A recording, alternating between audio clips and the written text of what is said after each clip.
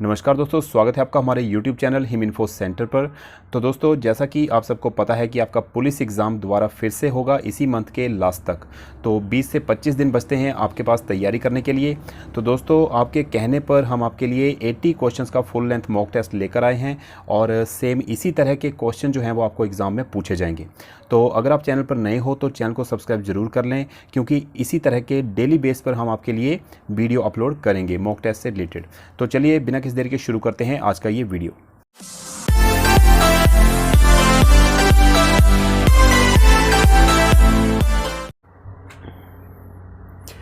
तो दोस्तों, आज हम करेंगे HP police constable written test 2022।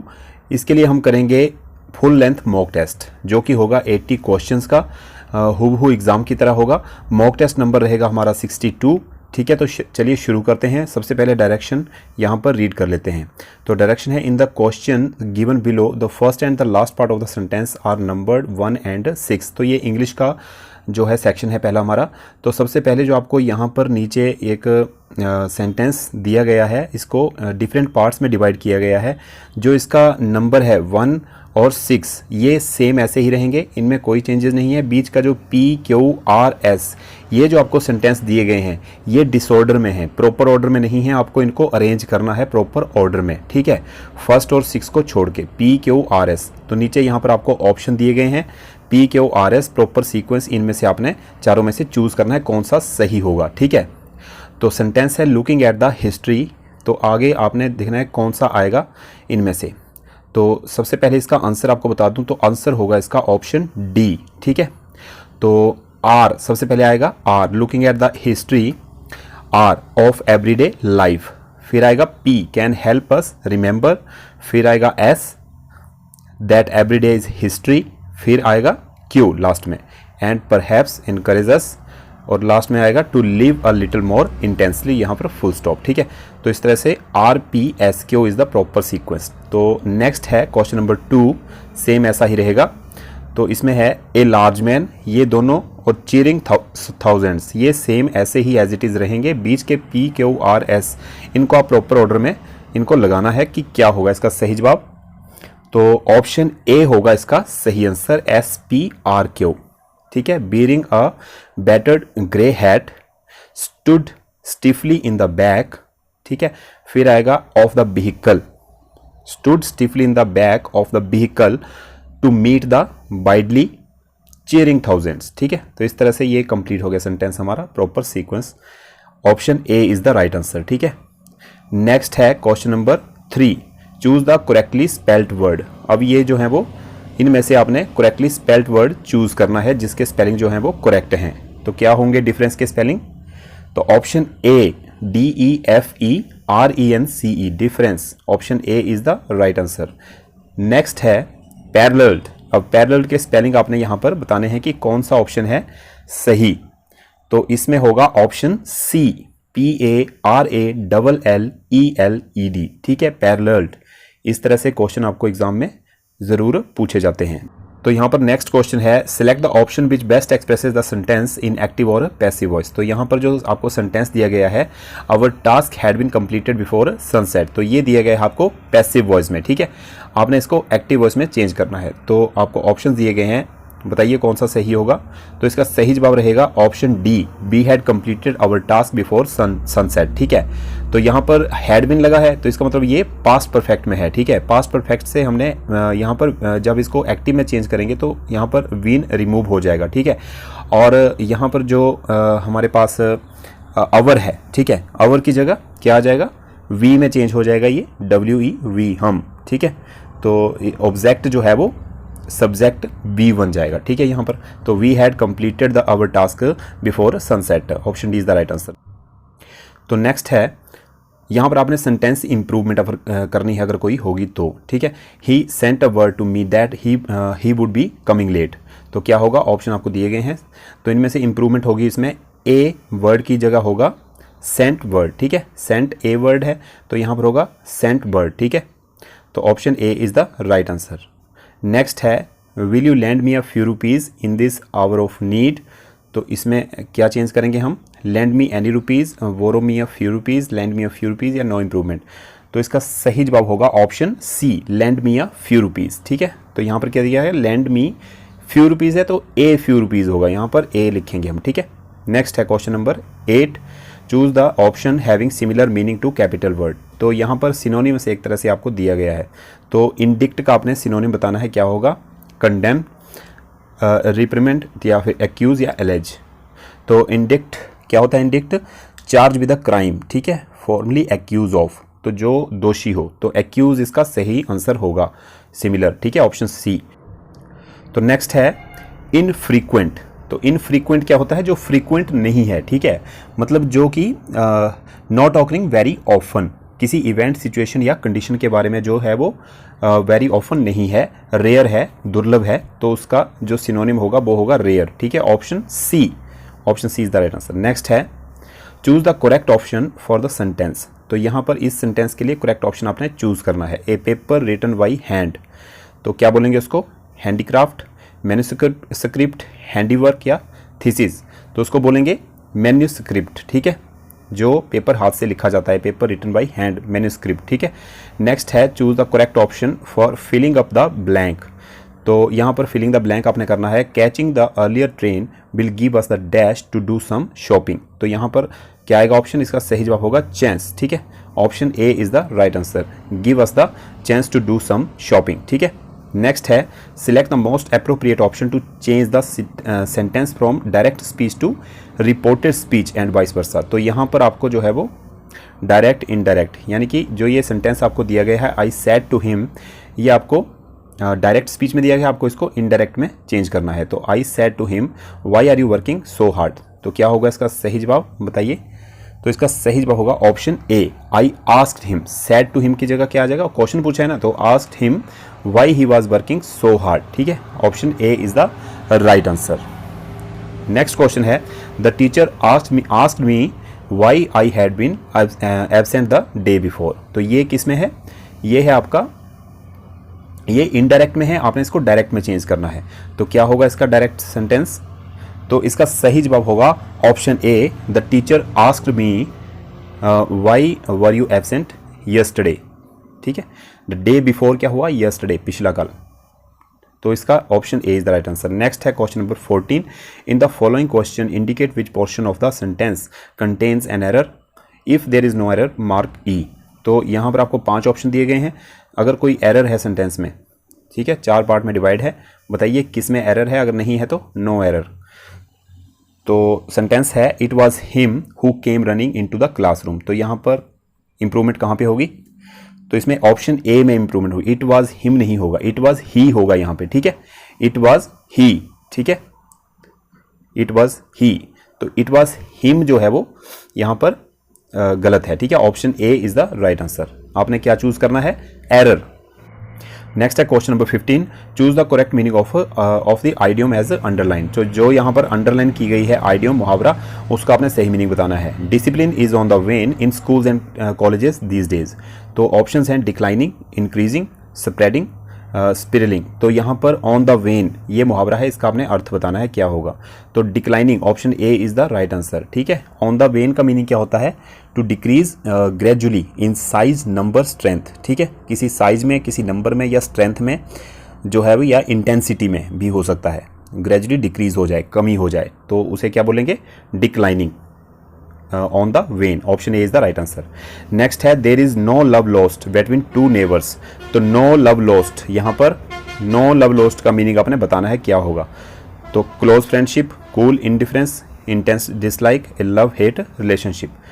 तो intense dislike, option C is the right answer. ठीक है, नो लव लॉस्ट का मीनिंग होता है जो एक दूसरे को डिसलाइक करते हैं, इल विल है। ठीक है, हेट है जहाँ पर, उसे बोलेंगे इंटेंस, बहुत ज़्यादा। ठीक है, नेक्स्ट है क्वेश्चन नंबर 17। अब हिंदी का सेक्शन हमारा आ चुका है। स्वल्प का संधि विच्छेद आपने करना है, क्या होगा। तो ऑप्शन है आपके सामने, बताइए क्या होगा। इसका होगा ऑप्शन ए, सु प्लस अल्प, स्वल्प। ठीक है, option A is the right answer. Next है धनु प्लस टंकार। तो इसका जो है आपने बताना है क्या होगा। तो इसका होगा धनुष टंकार, option B is the right answer.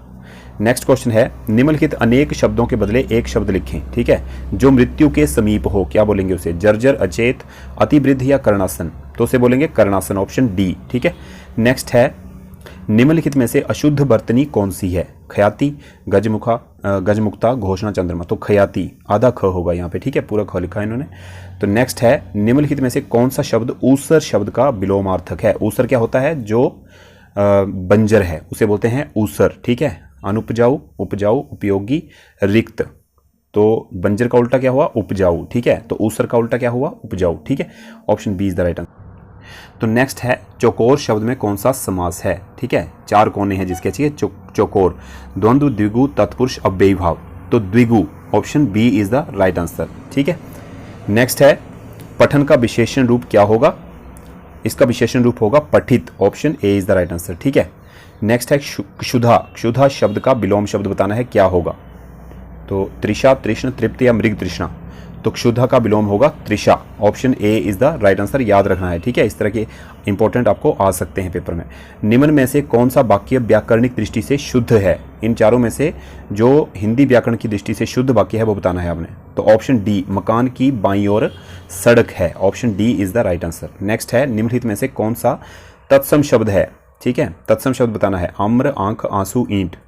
तो यहाँ पर आम्र, आम्र फलानी, ठीक है। तो संस्कृत से हिंदी में सीधा आम्र यूज हो गया यहाँ पे, तो यहाँ पर ये तत्सम शब्द है, ठीक है। नेक्स्ट है, दाम लगाना मुहावरे का अर्थ बताना है आपने, क्या होगा?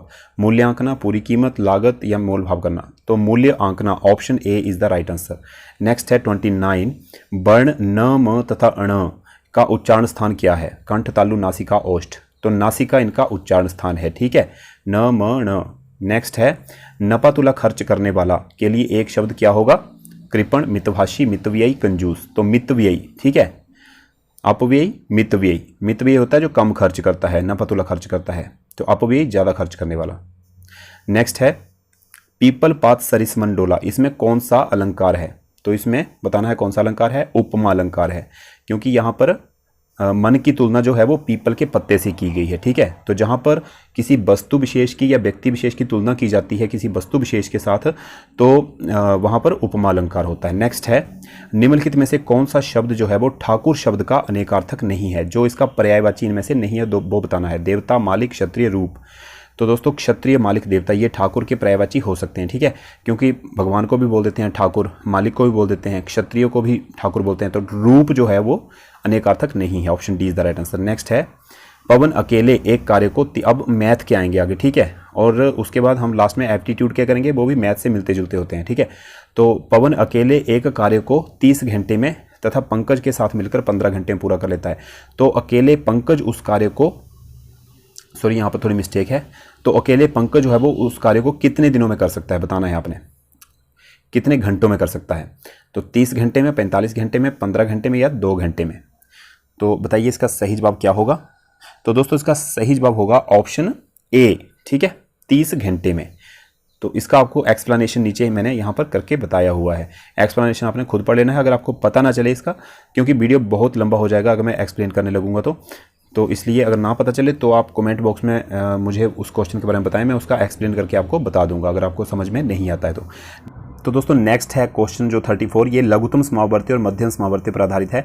तो ये आपके अभी जो एग्जाम हुआ था पीछे उसमें भी आया था इस तरह का क्वेश्चन। तो लघुत्तम और मध्यम समावर्ती पर क्वेश्चन आपने ज़रूर करके जाना है, ठीक है, HCF और LCM के ऊपर। तो ये क्वेश्चन है, इसका आंसर बताना है आपने क्या होगा। ए तथा बी दो व्यंजक हैं जिनके लघुत्तम समावर्ती और मध्यम समावर्ती क्रमशः ए तथा बी हैं। यदि A plus B is equal to A plus B यहाँ पर होगा, ठीक है, तो आपने मान बताना है क्या होगा यहाँ पर सही आंसर इसका लघुत्तम समावर्ती, option A B C D. तो इसका सही जवाब होगा option D, A2 plus B2 is equal to A2 plus B2, ठीक है। तो इसका नीचे करके बताया हुआ है यहाँ पे, व्यंजकों का गुणनफल उसका लघुत्तम समावर्ती इंटू मध्यम समावर्ती होता है, ठीक है। तो नेक्स्ट है, यदि राम की आय जो है वो श्याम की आय से 20% कम है तो श्याम की आय राम की आय से कितने प्रतिशत अधिक है?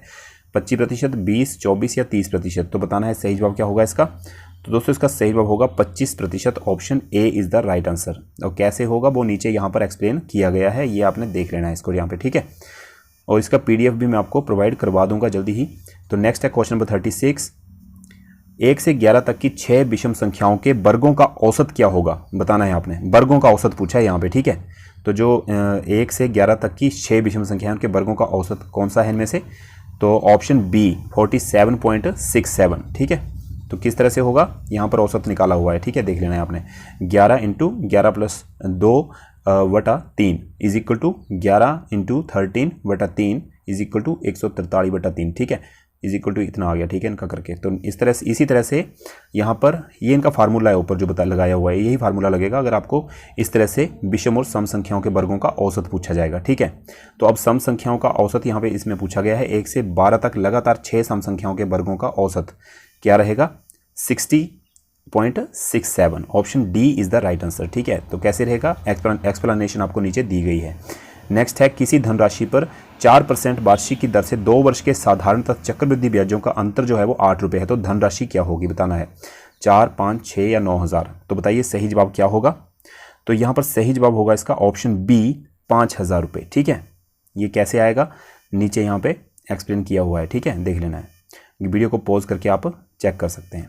एक गोदाम की लंबाई, चौड़ाई तथा ऊंचाई क्रमशः 15, 8 व 10 मीटर है। ये 1200 बोरे अनाज रखने के लिए उपयोग होता है। यदि गोदाम की सभी बीमाओं को दुगना कर दिया जाए तो इसमें रखे जा सकने वाले बोरों की अधिकतम संख्या क्या होगी, बताना है। 2400, 9600, 4800, इनमें से कोई नहीं। तो इसका सही जवाब होगा ऑप्शन बी 9600, ठीक है, 9600।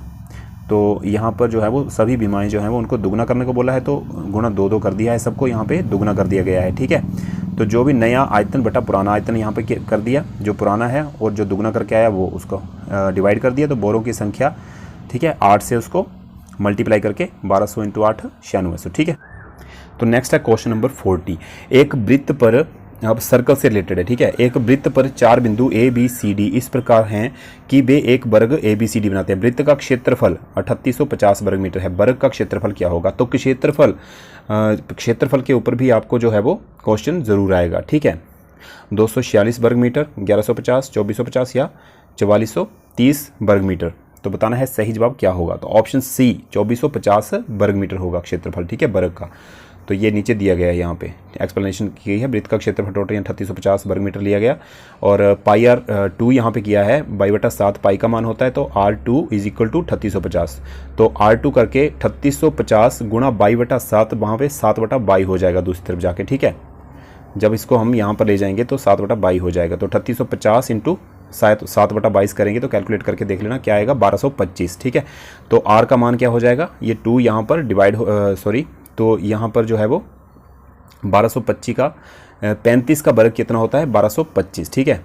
तो यहाँ पर R कितना आ जाएगा, 35। तो वृत्त का व्यास जो होगा वो डबल हो जाएगा इसका, 35 का 70 हो जाएगा। वर्ग का विकर्ण, तो वर्ग का क्षेत्रफल कितना होगा, आधा हो जाएगा इसका, 70 को 2 बार गुणा करेंगे, ठीक है। तो उसका हाफ कर देंगे। तो 4900 का हाफ हो गया 2450 वर्ग मीटर, ठीक है। इस तरह से हमारा ये आंसर आ गया। तो बीच बीच में कोई क्वेश्चन आपको जो छोटा है उसको समझा देता हूँ, पर सारे क्वेश्चन मैं आपको नहीं एक्सप्लेन कर सकता क्योंकि वीडियो बहुत लंबा हो जाएगा। नेक्स्ट है सबसे बड़ी मानव कोशिका, अब साइंस से संबंधित हैं, ठीक है। सबसे बड़ी मानव कोशिका, which is the largest human cell, liver, त्वचा, प्लीहा, डिम्ब। तो बताना है आपने ह्यूमन सेल कौन सा जो सबसे लार्ज है। तो इसका सही जवाब होगा ऑप्शन डी, डिम्ब, ठीक है। Option D is the right answer. Next है सोरोलॉजी, किसका अध्ययन है। Saurology is the study of मच्छर, सांप, तिलचट्टा या फिर छिपकली। तो ये अध्ययन है छिपकली का, लिजर्ड, ठीक है। Option D is the right answer. Saurology छिपकली का अध्ययन है। नेक्स्ट है हार्मोन डैश द्वारा निर्मित होते हैं। Hormone are produced by pituitary ग्रंथि, हाइपोथैलेमस या अंतःस्रावी ग्रंथियां या अग्नाशय। तो इसका सही जवाब होगा अंतःस्रावी ग्रंथियां। Option C is the right answer, ठीक है। नेक्स्ट है 44, विश्व का पहला हृदय प्रत्यारोपण किसने किया था। Who did the world's first heart transplant. Doctor Venugopal, William Harvey, doctor Christian Barnard या उपरोक्त में से कोई नहीं। तो doctor Christian Barnard, option C is the right answer, ठीक है जी। नेक्स्ट है क्वेश्चन नंबर 45। अगर कोई भी क्वेश्चन आपको लगे कि गलत है तो आप कमेंट जरूर करें। रेडियम किस खनिज से प्राप्त होता है, ठीक है। From which mineral is radium obtained. Rutile, hematite, pitchblende या चूना पत्थर। तो ये क्वेश्चन शायद मैंने पहले भी आपको एक बार रिपीट करवाया हुआ है अपने मॉक टेस्ट में। तो पिच ब्लेंड इसका सही जवाब होगा, ठीक है। नेक्स्ट है किस विज्ञान को कभी कभी केंद्रीय विज्ञान, ठीक है, सेंट्रल साइंस भी कहा जाता है। विच science is sometime called central science, भौतिकी, जीव विज्ञान, रसायन विज्ञान, भूविज्ञान। तो केमिस्ट्री, रसायन विज्ञान को जो है वो सेंट्रल साइंस कहा जाता है, ठीक है, कभी कभी। नेक्स्ट है पोटेशियम नाइट्रेट का प्रयोग किया जाता है। Potassium nitrate is used for दवा, नमक, कांच, उर्वरक।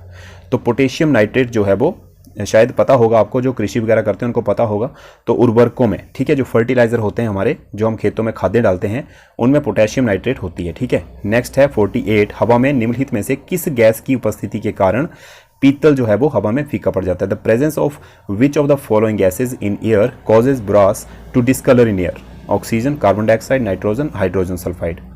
तो हाइड्रोजन सल्फाइड के कारण, ठीक है, जो हवा में हाइड्रोजन सल्फाइड है उसके कारण पीतल का रंग जो है वो फीका पड़ जाता है, ठीक है। नेक्स्ट है सर्वोदय योजना का प्रस्ताव किसके द्वारा रखा गया। अब हमारे पास आए हैं जीके के क्वेश्चंस, ठीक है। तो ऑप्शंस हैं जयप्रकाश नारायण, महात्मा गांधी, विनोबा भावे, इनमें से कोई नहीं। तो जयप्रकाश नारायण, सर्वोदय योजना का प्रस्ताव किसने रखा था? जयप्रकाश नारायण ने। नेक्स्ट है भील जनजाति पाई जाती है, कहाँ पर पाई जाती है ये? मध्य प्रदेश, उत्तर प्रदेश, बिहार, उत्तराखंड। तो मध्य प्रदेश में पाई जाती है भील जनजाति, ठीक है, option A is the right answer. Next है राष्ट्रपति भवन का डिजाइन जो है वो किसने बनाया था? एडवर्ड स्टोन, ली कार्बूनियर, एडविन लुटियंस ने, या फिर तरुण दत्त ने? तो एडविन लुटियंस ने बनाया था राष्ट्रपति भवन का डिजाइन, ठीक है, option C is the right answer. Next है भारत में सामुदायिक विकास कार्यक्रम कब प्रारंभ हुआ? 1948, 50, 51 या 1952? तो 1952 में, option D is the right answer. Next है माई लाइफ पुस्तक के लेखक कौन है? माई लाइफ पुस्तक के लेखक हैं, बताइए कौन है इनमें से? Bill Clinton, option B is the right answer. Bill Clinton My Life पुस्तक के लेखक हैं। भारतीय संविधान सभा में हिमाचल प्रदेश का नेतृत्व किसने किया था? किसने किया था? डॉक्टर वाई.एस. परमार ने, option A is the right answer. Next है हिमाचल प्रदेश के किस जिले के सर्वाधिक क्षेत्र में कृषि की जाती है? बताना है आपने किस जिले में की जाती है। तो मंडी में, मंडी के सर्वाधिक क्षेत्र में कृषि की जाती है, ठीक है। अगला है निम्न में से असत्य कथन की पहचान करनी है आपने, ठीक है। सोलन के नौणी में डॉक्टर वाई.एस. परमार उद्यान एवं वानिकी विश्वविद्यालय स्थित है। कांगड़ा के पालमपुर में चौधरी श्रवण कुमार कृषि विश्वविद्यालय स्थित है। वर्तमान में हिमाचल प्रदेश में 3 विश्वविद्यालय हैं। हिमाचल प्रदेश का एकमात्र सरकारी आयुर्वेदिक कॉलेज जो है वो बिलासपुर में स्थित है। तो यहाँ पर असत्य कौन सा है? लास्ट, ऑप्शन डी, जो हमारा एकमात्र हिमाचल का आयुर्वेदिक कॉलेज है वो कहाँ पर है? पपरोला में, ठीक है, पपरोला कांगड़ा में, ठीक है। Rajiv Gandhi government post graduate Ayurvedic college, ठीक है, पपरोला कांगड़ा। तो नेक्स्ट है क्वेश्चन नंबर 57, लारजी जल विद्युत परियोजना निम्न में से किसके द्वारा निर्मित की गई है? हिमाचल प्रदेश राज्य विद्युत बोर्ड, रिलायंस पावर कंपनी, राष्ट्रीय जल विद्युत निगम, राष्ट्रीय ताप विद्युत निगम। तो ये की गई है हिमाचल प्रदेश राज्य विद्युत बोर्ड के द्वारा, ठीक है, लारजी जल विद्युत परियोजना। भारत में राष्ट्रीय आय का संकलन कौन करता है? कौन करता है बताना है आपने? केंद्रीय सांख्यिकी संगठन, ठीक है, option D is the right answer. India wins freedom पुस्तक के लेखक कौन है? इंडिया विंस फ्रीडम कौन है? मौलाना आजाद, ठीक है, option B is the right answer. Next है हिमाचल प्रदेश के कितने क्षेत्र में बागवानी की जाती है? बताना है आपने कितने क्षेत्र में? 21%, ठीक है, option B is the right answer, ठीक है। नेक्स्ट है बिलासपुर जिले में स्थित गोविंद सागर झील जो है वो प्रदेश की सबसे बड़ी कृत्रिम झील है। इसका क्षेत्रफल बताना है कितना है? तो कितना है इसका क्षेत्रफल? 66 वर्ग मील, ठीक है, option B is the right answer. Next है संसद द्वारा हिमाचल राज्य कानून कब पास किया गया? ये इंपॉर्टेंट क्वेश्चन है, आपको एग्जाम में आ सकता है, ठीक है। पिछली बार पूछा गया था हिमाचल और शिमला से रिलेटेड कुछ इसी तरह का क्वेश्चन आपको पूछा गया था उस पेपर में। तो ये है इसका सही जवाब, ऑप्शन डी, 18 दिसंबर 1970 को जो है वो संसद द्वारा हिमाचल राज्य कानून पास किया गया था। नेक्स्ट है क्वेश्चन नंबर 63, तट पर अधिक बल के साथ पहुंचने वाली भूकंपीय सागर तरंगों को क्या कहा जाता है? जो ज़्यादा फोर्स के साथ तट पर पहुंचती हैं, ठीक है। तो ज्वार भाटा, सुनामी, धारा या चक्रवात? तो सुनामी कहा जाता है उसे, ठीक है। नेक्स्ट है 3 भागा कॉरिडोर जोड़ता है, वेरी इंपॉर्टेंट क्वेश्चन, भारत और पाकिस्तान को, भारत और चीन को, बांग्लादेश और बांग्लादेश और भारत को, ठीक है। तो बताना है सही जवाब क्या होगा? तो इसका सही जवाब होगा बांग्लादेश और भारत को। तो 3 भागा जो कॉरिडोर है वो है टोटल 18 किलोमीटर के एरिया में है, ठीक है ये। और सितंबर 2021 में जो है वो इसे लीज पर दे दिया गया था बांग्लादेश को भारत द्वारा, ठीक है। और इसी के कारण जो है वो भारत और बांग्लादेश के संबंध जो है वो मजबूत हुए थे, ठीक है, option D is the right answer. Next है यदि किसी सांकेतिक भाषा में सन को 27 लिखा जाता है तो कैट को उसी भाषा में कैसे लिखा जाएगा? तो बताना है आपने क्या लिखा जाएगा कैट को? तो इसका सही जवाब होगा ऑप्शन सी 57 लिखा जाएगा। ठीक है, इसको नीचे बताया हुआ है करके मैंने। अक्षरों को अंग्रेजी वर्णमाला के विपरीत क्रमांकिक मान के आधार पर कूटबद्ध किया गया है। ठीक है, तो यहाँ पर जैसे सन यहाँ पे आपको दिया गया, समझा ही देता हूँ मैं आपको यहाँ पे। तो जैसे सन है, ठीक है, तो यहाँ पर जो जेड से गिने गए हैं, अब जेड से उल्टी गिनती की गई है एस तक। ठीक है, जेड से लेके एस तक कितने होंगे 8। ठीक है, और जेड से लेके यू तक 6, एन जेड से लेके एन तक 13, तो इनका टोटल कितना हो गया 27। ठीक है, तो ये हो गए हमारे, ठीक है, 8 6 13। ठीक है, उसी प्रकार कैट का आएगा। ठीक है, सी जो है वो जेड से सी तक उल्टा कितने नंबर पे है सी 24, और जेड टू ए 26, ये उल्टी गिनती कर रहे हैं हम, जेड टू टी 7। ठीक है, तो 57 आ गया टोटल। ठीक है, इनका जोड़, तो 24 26 7, तो 57 is the right answer. Next है, यदि किसी सांकेतिक भाषा में 358 का अर्थ प्लीज़ कम सून, 275 का अर्थ यू गो सून, और 867 का अर्थ जो है वो प्लीज़ गो देयर हो, तो इस भाषा में कम के लिए कौन सी संख्या प्रयुक्त की गई है? 3 5 8 7। तो इसका सही जवाब बता दूं आपको, ऑप्शन ए होगा, 3 प्रयोग की गई है। ठीक है, यहाँ पर नीचे समझाया हुआ है आपको। ठीक है, तो नेक्स्ट क्वेश्चन है हमारा यहाँ पे। तो नेक्स्ट क्वेश्चन है 67। मनीष का क्रम कक्षा में ऊपर से 21वां है और नीचे से कितना है 30वां है। कक्षा में कुल कितने छात्र हैं? 45 55 50 या 40? तो इसका सही जवाब होगा ऑप्शन सी 50। ठीक है, एक्सप्लेन नीचे किया गया है, देख लेना है आपने। नेक्स्ट है 68 नंबर क्वेश्चन। एक पंक्ति में मोहन दाएं से 15वें स्थान पर है और बाएं से 16वें स्थान पर है, तो कितने व्यक्ति और शामिल किए जाएं कि कुल 50 व्यक्ति हो जाएं? 19 20 21 22। तो यहाँ पर बताइए सही जवाब क्या होगा इसका? तो यहाँ पर ऑप्शन बी होगा इसका, 20 व्यक्ति और शामिल किए जाएं तो 50 हो जाएंगे। कैसे हो जाएंगे? नीचे यहाँ पे बताया कुल व्यक्तियों की संख्या यहाँ पे निकाली गई है 15 16, और उसमें से जो बंदा है मेन उसको माइनस कर दिया गया है, तो कितने बचे? 31 में से 1 गया 30। ठीक है, तो उसी तरह 30 में से कितने जोड़ेंगे और 20 जोड़ेंगे तो 50 हो जाएगा। ठीक है, नेक्स्ट है, यदि प्लस का अर्थ माइनस, माइनस का अर्थ गुणा, भाग का अर्थ प्लस तथा गुणा का अर्थ जो है वो भाग हो, तो 15 गुणा 3 भाग 4 माइनस 6 भाग 7 का मान क्या होगा, बताना है आपने। तो इस तरह के क्वेश्चन आपको ज़रूर पूछे जाते हैं पेपर में। तो ये जानवरों के ऊपर भी हो सकते हैं, ठीक है, रंगों के ऊपर भी हो सकते हैं, किसी भी तरह से ये क्वेश्चन पूछा जा सकता है।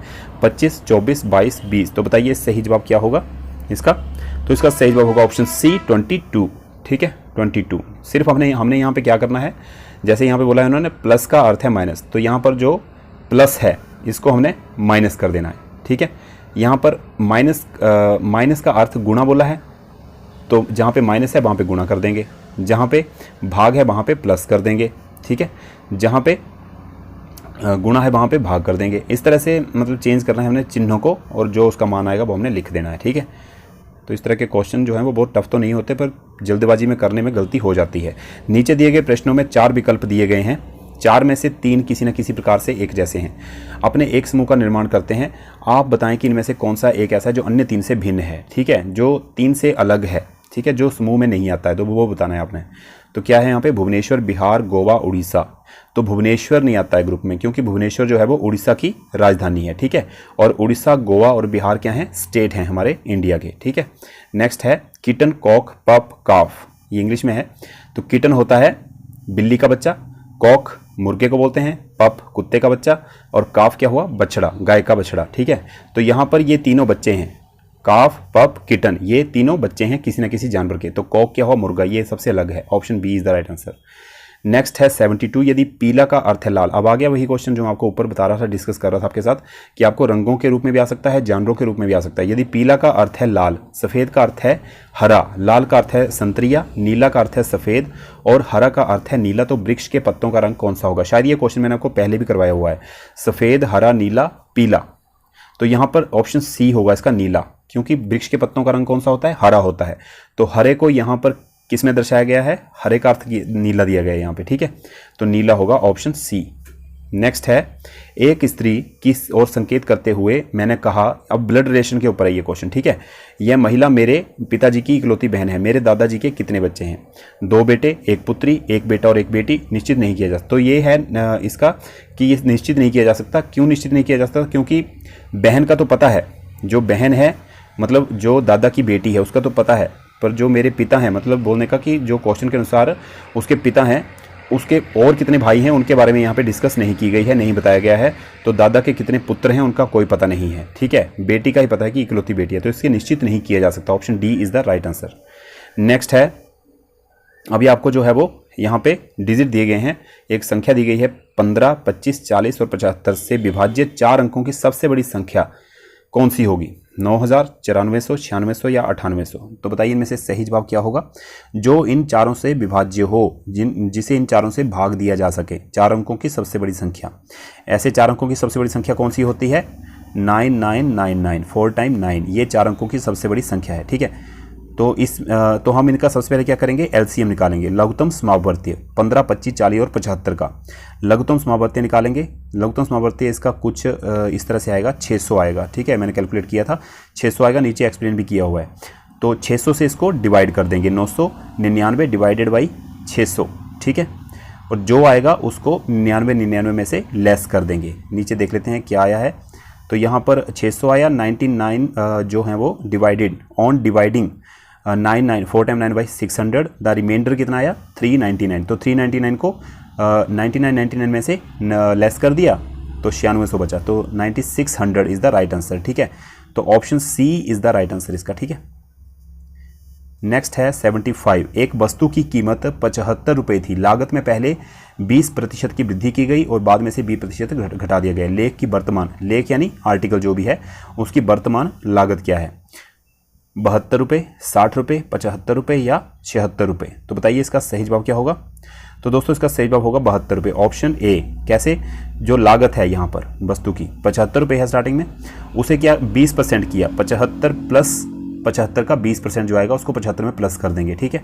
फिर जो टोटल आएगा, ठीक है, जो टोटल आ गया, जो भी 90, 100 जो भी आता है उसका 20% करेंगे और उसमें से घटा देंगे जो पहले आया था प्लस करके, ठीक है। टोटल जो 90 आया उसमें से 20% उसका करके कम कर देंगे, तो जो आएगा हमारे पास वो वर्तमान लागत होगी। ये नीचे दिया गया है, ठीक है।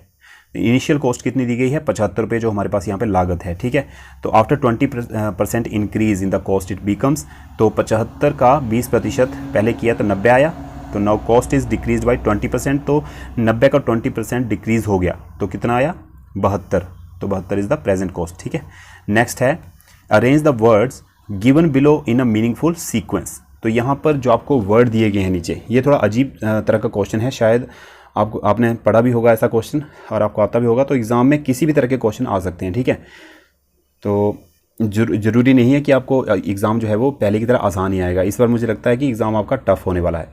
तो नेक्स्ट है यहाँ पर अरेंज द वर्ड। तो जो ये वर्ड आपको दिए गए हैं, प्रेजेंटेशन, रिकमेंडेशन, अराइवल, डिस्कशन या इंट्रोडक्शन, इन पांचों को आपने मीनिंगफुल सीक्वेंस में, जैसे इनका मीनिंग बनता है, ठीक है। एक हम जो वार्तालाप करते हैं, जो हम बैठक करते हैं, उसमें जो भी चीज़ें होती हैं वो एक सीक्वेंस में होती हैं, ठीक है।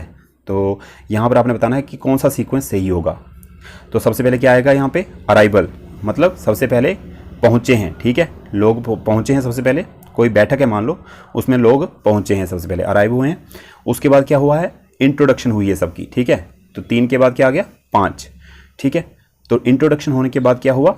प्रेजेंटेशन हुई, जो भी उन्होंने प्रेजेंटेशन अपनी दी बंदों ने बैठक में, तो प्रेजेंटेशन दी, 1 आ गया, ठीक है। 3, 5, 1। फिर आई डिस्कशन। जब प्रेजेंटेशन होगी तो उसके बाद डिस्कशन करती है कमेटी आपस में, तो डिस्कशन की गई। डिस्कशन के बाद रिकमेंडेशन की गई, उस प्रेजेंटेशन में से जो अच्छी प्रेजेंटेशन है जिसकी, उसकी रिकमेंडेशन उसकी की गई, ठीक है। तो इस तरह से हमारा ये सॉल्व हो गया। 3, 5, 1, 4, 2। Option C is the right answer, ठीक है। इसका ऑप्शन सी होगा, ठीक है। Arrival, introduction, presentation, discussion and recommendation, ठीक है। नेक्स्ट है 77। Today is Monday, after 61 days it will B.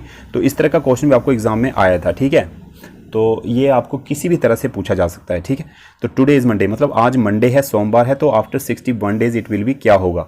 Tuesday, Monday, Sunday, Saturday, क्या होगा? तो आज मंडे है तो 7 दिन के बाद भी मंडे होगा, ठीक है। तो यहाँ पर 61 डेज हैं, तो हमने क्या करना है? 61 डेज में कितने वीक होते हैं? यहाँ पर डिवाइड नहीं होंगे, 7 से डिवाइड करेंगे यहाँ पे, तो 7 को 9 से अगर गुणा कर दें तो 9 वीक बनते हैं, ठीक है। तो 63 डेज के 9 वीक बन गए। तो 63 डेज़ के बाद क्या आएगा, मंडे आएगा। तो यहाँ पर 61 डेज़ के बाद पूछा गया है, तो 63 से 2 लेस कर दो, मंडे से 2 लेस कर दो, मंडे संडे, तो क्या बचा, सैटरडे। तो Saturday is the right answer, option D is the right answer. यहाँ पर एक्सप्लेन भी किया गया है, सप्ताह के प्रत्येक दिन को 7 दिनों के बाद दोहराया जाता है, अतः 63 दिनों के बाद सोमवार होगा और 60 दिन के बाद क्या होगा, शनिवार होगा। ठीक है, इस तरह से थोड़ा आगे करके इसको 2 दिन पीछे ले लेना है। ठीक है, find the odd man out. यहाँ पर आपने ऑड नंबर यहाँ पे फाइंड करना है। 2, 5, 10, 17, 26, 37, 50, 64 ये किस तरह से आए हैं सीक्वेंस में, और इनमें से ऑड नंबर कौन सा है। तो 50, 37, 26 या 64। तो 64 इसमें ऑप्शन डी ये ऑड नंबर है, ये सबसे डिफरेंट है। ठीक है, यहाँ पर क्या किया गया है, यहाँ पर किया गया है जैसे 1 गुणा 1 प्लस 1 कितना आ गया, 2। ठीक है, उसी तरह से 2 गुणा 2 प्लस 1, 3 गुणा 3 प्लस 1। ठीक है, इस तरह से प्लस 1 1 करते करते यहाँ पर कितने हो जाएंगे, 6 6 36 प्लस 1 37। ठीक है, तो 7 को 7 से गुणा किया 49 प्लस 1 50। तो 8 को अगर 8 से यहाँ पे गुणा करते हैं, 8 × 8 प्लस 1 करते हैं तो कितना आता है, 65। तो यहाँ पर क्या है, 64, यहाँ पर 65 आना चाहिए था, तो 64 इज द ऑड नंबर। ठीक है, नेक्स्ट है find the missing number in the series. अब मिसिंग नंबर फाइंड करना है। ठीक है, पहले ऑड नंबर था, अब मिसिंग नंबर है। तो 48, 50, 58, 60, तो बताइए क्या आएगा, ऑप्शन ए आएगा इसका 48। यहाँ पर क्या किया गया है, पहले किया है यहाँ पे 2 का वर्ग। ठीक है, 2 का वर्ग किया गया है और उसको 1 से गुणा किया गया है। फिर क्या किया गया है, 3 का वर्ग किया गया है। ठीक है, 3 3 9 गुणा 2 किया गया है। फिर 4 का वर्ग किया गया है, 4 चौके 16, 16 गुणा 2 किया गया है, 16 गुणा 3 किया गया है। उसके बाद 5 का वर्ग किया गया है, 5 पंजे 25, 25 गुणा 4 किया गया है, तो 100 आ गया। तो यहाँ पर 48 हमारे पास आ गया, क्योंकि 4 का वर्ग कितना हुआ, 16, और 16 को 3 से गुणा किया 48। ठीक है, नेक्स्ट है, ये नीचे करके दिखाया हुआ है आपको, ये तो मैंने समझा दिया आपको ऐसे। एक निश्चित कूट भाषा में कंप्यूटर को, ये हमारा लास्ट क्वेश्चन है, तो कूट भाषा में कंप्यूटर को ये लिखा गया है RFUVQNPC, तो लिखा जाता है। तो उसी कोड भाषा में मेडिसिन को कैसे लिखा जाएगा, तो बताइए इनमें से सही जवाब क्या होगा। तो पहले आपको जवाब बता दूं, इसका जवाब होगा ऑप्शन डी, EOJDJEFM। तो कैसे आएगा ये, यहाँ पर क्या किया इन्होंने, कंप्यूटर है जैसे, इसको उल्टा करके लिख दिया है। सबसे पहले R वैसे ही रहेगा एज इट इज़। ठीक है, अब आगे E आना था, तो E की जगह इन्होंने एक लेटर आगे लिख दिया। ठीक है, F लिख दिया। उसी तरह से T से आगे U आ गया। ठीक है, U से आगे V आ गया, P से आगे Q आ गया, M से आगे N आ गया। ठीक है, O से आगे P आ गया, और C एज इट इज़ रहा। तो बोलने का मतलब कि जो फर्स्ट और लास्ट लेटर हैं C और R ये सेम एज इट इज़ रहेंगे। ठीक है, तो उसी तरह से मेडिसिन में M और E भी एज इट इज़ रहेंगे। तो सबसे पहले लेंगे हम E, उसके बाद N का एक लेटर आगे क्या आएगा, O। ठीक है, फिर I से आगे J, C से आगे D, I से आगे फिर J, फिर आ गया आपका D से आगे E। ठीक है, फिर आ गया E से आगे F। ठीक है, उसके बाद M एज इट इज़ रहेगा। ठीक है, M एज इट इज़ रहेगा। तो इस तरह से हमारा ये आंसर आ जाएगा, option D is the right answer. तो दोस्तों इस तरह से हमारा ये 80 क्वेश्चन का full length mock test complete होता है। आई होप कि आपको ये मॉक टेस्ट अच्छा लगा होगा।